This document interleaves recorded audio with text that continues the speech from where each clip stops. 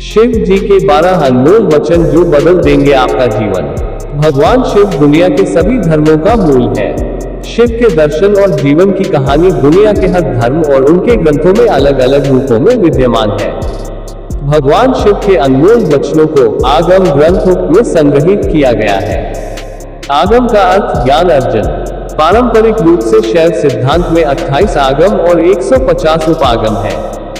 शिव पुराण, शिव संहिता, शिव सूत्र, महेश्वर सूत्र और विज्ञान भैरव तंत्र सहित अनेक ग्रंथों में अनमोल वचनों को संग्रहित करके रखा गया है।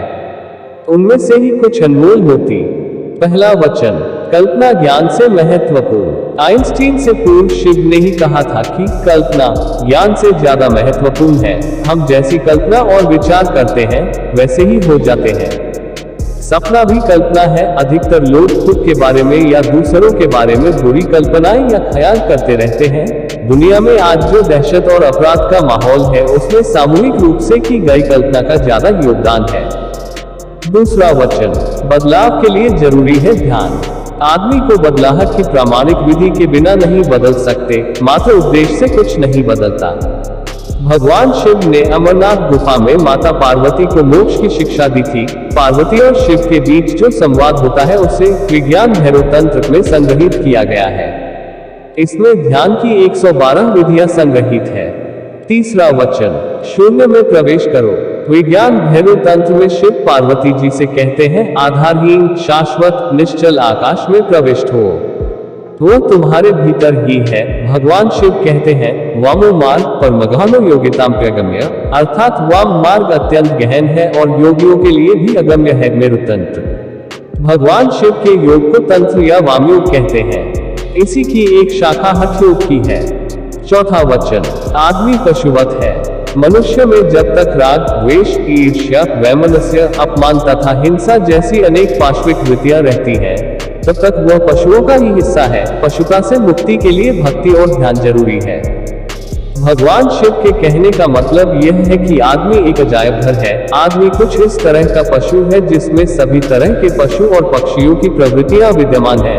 आदमी ठीक तरह से आदमी जैसा नहीं है। आदमी में मन के ज्यादा सक्रिय होने के कारण ही उसे मनुष्य कहा जाता है, क्योंकि वह अपने मन के अधीन ही रहता है। पांचवा वचन, मरना सीखो। यदि जीवन में कुछ सीखना है तो मरना सीखो। जो मरना सीख जाता है वही सुंदर ढंग से जीना जानता है।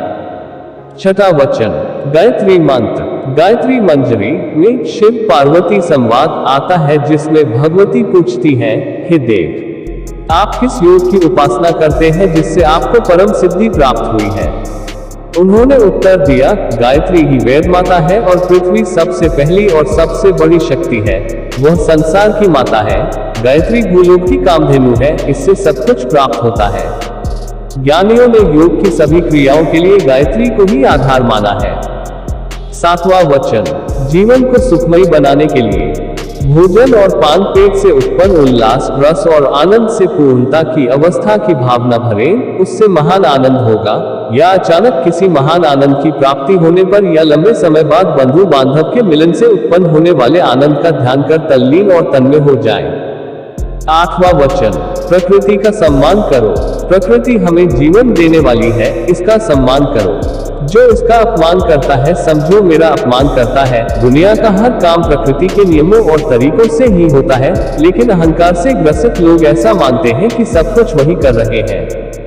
नौवां वचन, योग की शक्ति को समझो। विस्मय योग भूमिका, स्वपदन शक्ति, वितर्क आत्मज्ञान में, लोकानंद समाधि सुखम शिव सूत्र। अर्थात विस्मय योग की भूमिका है, स्वयं में स्थिति ही शक्ति है। वितर्क अर्थात विवेक आत्मज्ञान का साधन है, अस्तित्व का आनंद भोगना समाधि है। 10वां वचन, अपनी तरफ देखो न तो पीछे न आगे।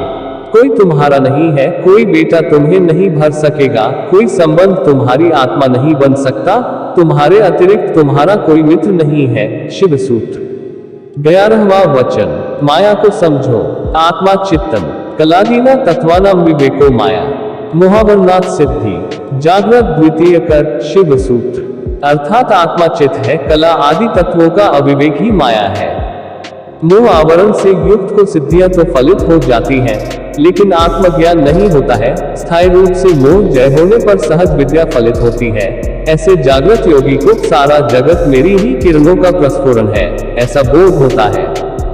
12वां वचन, अपनी जागरूकता का विस्तार करो।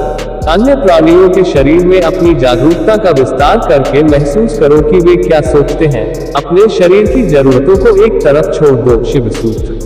दोस्तों, ये जानकारी कैसी लगी मुझे कमेंट करके जरूर बताएं और हमारे चैनल ज्ञान गंगा हिंदी को सब्सक्राइब करें। धन्यवाद।